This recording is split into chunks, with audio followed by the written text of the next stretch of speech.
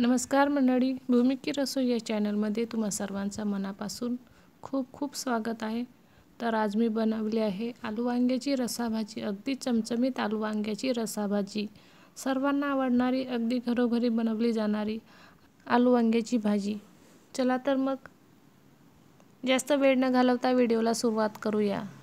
Video शेवटपर्यंत नक्की बघा आणि व्हिडिओ आवडल्यास लाईक, शेअर आणि सबस्क्राईब करायला विसरू नका। अशा प्रकारे इथं मी एका मोठ्या कढईमध्ये गरम तेल करून घेतलं आहे। त्यामध्ये जिरं, मोहरी, हिरवी मिरची, बारीक चिरलेला कांदा आणि अद्रक लसूणची पेस्ट टाकून आपल्याला छान 2 ते 3 मिनिटं हे सर्व मिश्रण परतून घ्यायचं आहे। नंतर त्यामध्ये हळद, गरम मसाला, आमचूर पावडर आणि एक बारीक चिरलेला टोमॅटो घालून त्यामध्ये आपल्याला 2 ते 3 मिनिटं पुन्हा परतून घ्यायचं आहे।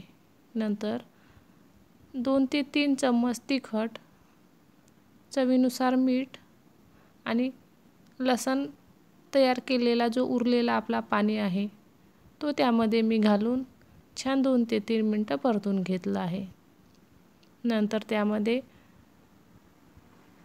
कापून घेतलेले वांगे आपल्याला घालून छान 2 ते 3 मिनिटं परतून घ्यायचं आहे आणि अशा प्रकारे वांग्याची भाजी आपल्याला शिजवून घ्यायची आहे। इथं अगदी 5 ते 10 मिनिटं ही वांग्याची भाजी शिजवल्यानंतर आपल्याला त्यामध्ये कस्तुरी मेथी घालायची आहे। कस्तुरी मेथी ही अशा प्रकारे आपल्याला हाताने क्रश करायचं आहे जेणेकरून भाजीला त्याचा फ्लेवर छान उतरेल। अशा प्रकारे इथं वांग्याची भाजी आपली तयार आहे। अगदी मस्त चमचमीत अशी आलू वांग्याची भाजी, आलू वांग्याची रसाभाजी ही तुम्हाला पण आवडतो का हे मला कमेंट करून नक्की सांगा।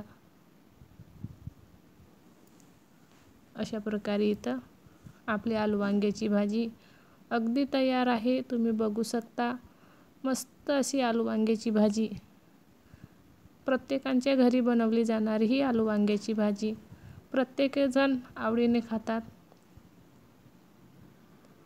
तुम्हाला पण ही भाजी आवडतो का हे मला कमेंट करून नक्की सांगा।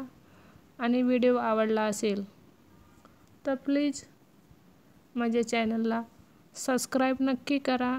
जर चॅनलवर नवीन असाल तर व्हिडिओला एक लाईक करा, शेअर करा आणि सबस्क्राईब करायला विसरू नका। चला तर मग पुन्हा भेटूया अशाच एका नवीन रेसिपीसोबत।